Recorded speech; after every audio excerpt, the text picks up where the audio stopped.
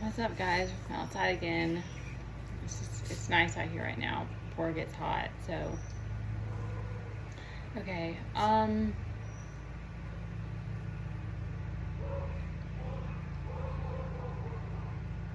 right. There's a few different things were kind of like coming to me right before I came on here.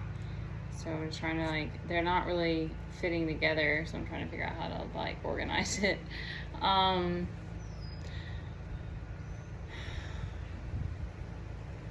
So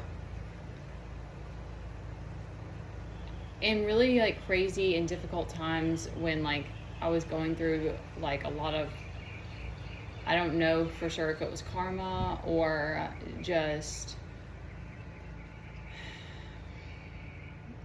what a bunch of tower moments, just a lot of intensity and difficult things to have to move through and face, and as a mom with my kid with his behaviors and all the things we went up against with school, and then I mean there's been just a lot of insanity in the last 3 years. When he was first born was kind of chaotic in its own way, but then once we moved to Florida, things kind of settled down for a while, and life was a little bit easier. There were some other things that happened in my relationship at that point that were very dark, but I didn't really have my awakening until a little bit later. So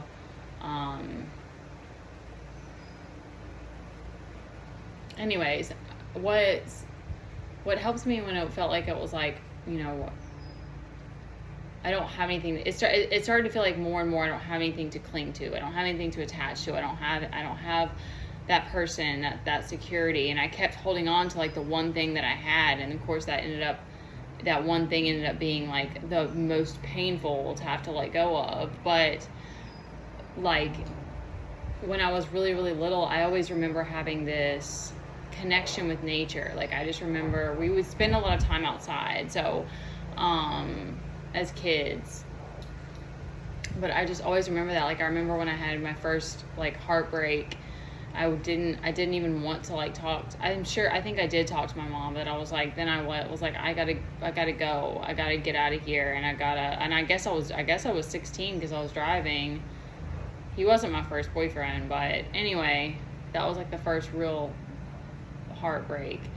And I went and just laid by the bay, in a place there was no people around, and I was and I just cried, and I just talked to the universe, because my family, it's not that I didn't believe in God, but I didn't have a strong faith until kind of later. But I didn't want to make this too much story time, so I'm drifting away now. I had a mixed family with that, because it's my mom grew up Christian Scientist, and we did go, and then my dad was Catholic, so we went to some Catholic churches when I was little. I remember going to a church where they spoke in tongue. It was wild. And went to Sunday school, preschool, and then later we did go to some non-denominational and Methodist churches for a while, and then we kind of slowly fizzled out.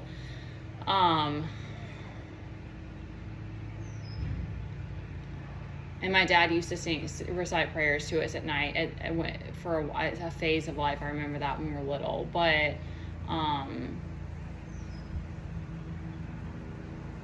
I always felt this connection with Mama Gaia, with Mother Nature, that was sort of my connection to Source, until I started diving deeper into it and trying to seek a closer relationship with the Most High. So but that's something that always pulls me through, is it's being able that, and I guess I'm speaking that for anyone who's on this journey, because I don't know how it goes for other people, but I do think it's you're learning how to detach from the physical. So it may not, hopefully it's not this type thing that you lose everything, but it's kind of in some way or another that's kind of how it happens, because then you can come back to yourself, let go of all the stories, let go of who you're not, like let go of caring about what others think about you, like all of it. So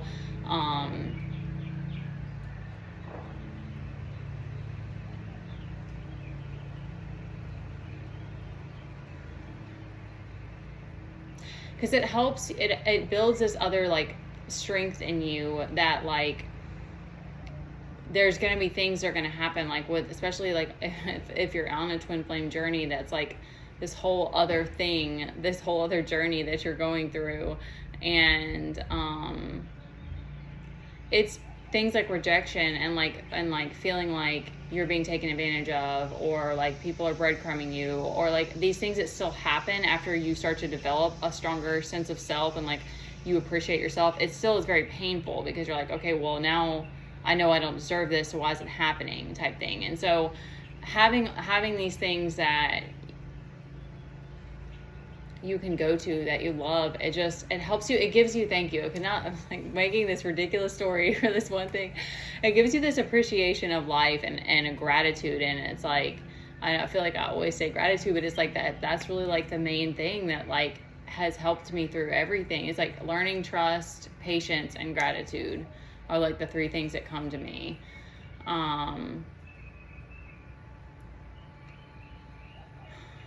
Because our brains are like, it takes such a long time to rewire yourself to like not focus on the negative and not look at like all the lack in your life, and to not to just look at it, but to like identify yourself with it. Like I think that we have that tendency to like look at like all of the mistakes that you made, or all of the, you know, the lack of abundance that you have, or the things that you don't have, and the people that you don't have and stuff. And it's like, that's not even what's most important for, well,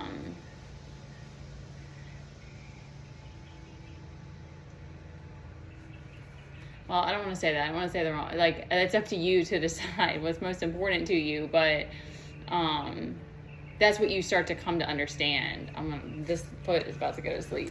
That's what you come to understand on this journey. And then it's kind of like crazy because it's like, for me, at least right now in the situation that we're in, it's like still don't have like certain securities and abundances and like more going on in our life, but I don't want to like beat myself up about it anymore. I don't want to play the victim or be critical towards myself anymore. And to me, that's a win, or that's a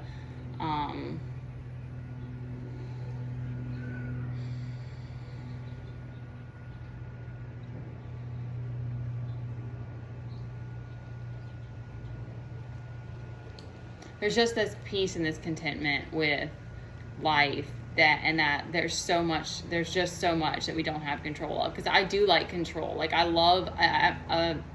I do like having a sense of control of myself, and especially myself, because it's like now that I really want to master my emotions, I don't like being reactive. So it's like there's still always this element of like wanting to have control or exercise control, but we have to keep letting go and letting go and letting go, because there's so many things outside of us that we can't control or that you have to move through.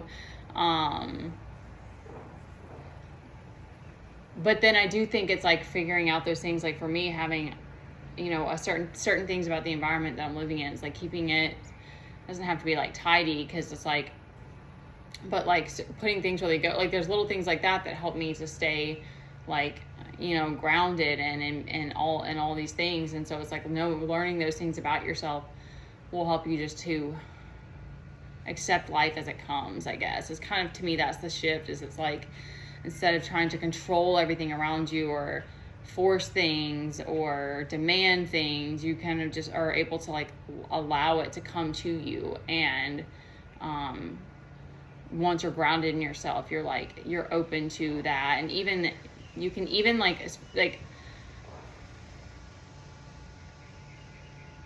I don't know, I'm just gonna give this last example because I know I'm just blabbing at this point, but like I knew that I was gonna be walking into a situation with family last weekend, and I did this, but they had it set up already. It's like 2 days of the week, and that day they had like an early morning meditation group, and so I jumped in there and did it, and it just helped me keep, you know, be in that like blissful state, because I knew that I was going into this unknown situation that I needed to keep a protective kind of, you know, a grounded state to be in. And you can do stuff like that to kind of buffer yourself if you know that, you know, certain situations that you're gonna have to be in. And it kind of all goes together, because it's like my guides had to remind me this morning, like, you have to make time for your rituals. Like, you can't F around anymore. Like, you know, like, it's not like it, there is a lot more of that. There's a lot more of just calm, but at the same time, it's like, there's still things you have to do to keep moving through and to continue that balance. It's so watery right now. I don't know why. All right, let's get to the cards quickly, because this is super uncomfortable for me to sit like this. Okay. And I'm at 11 minutes now. Okay, so I've got the first card out was our Stalker card. So there's a lot of eyes on you, and you're in this kind of, or if this resonates, like, there's this kind of 9 of Cups energy of like you found some sort of like inner contentment, and they're like, we're gonna try to knock you off that. We've got this King of Cups.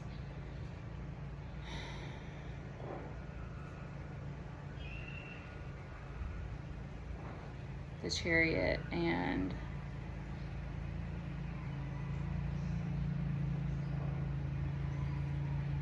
so you're letting go, or you're getting rid of this feeling of being backstabbed, and you're like back on your chariot type of thing. Like, you're back on your bullshit. That's what they said. You're back on your game. You've got the Magician down here too, and the Tower, and the 9 of Pentacles. 2 of Cups reversed, and the Wheel of Fortune's upright, and there's something about a note for your health. Then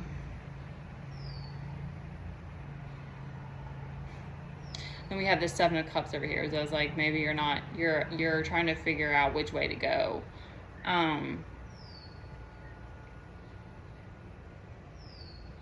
But you've kind of found a balance emotionally. So you're like, I think that's why your Chariot's up right now. It's like, okay, now which way do you want to go? You got the Magician down here. Like, it's time to, 7 of Cups, it's time to make a decision.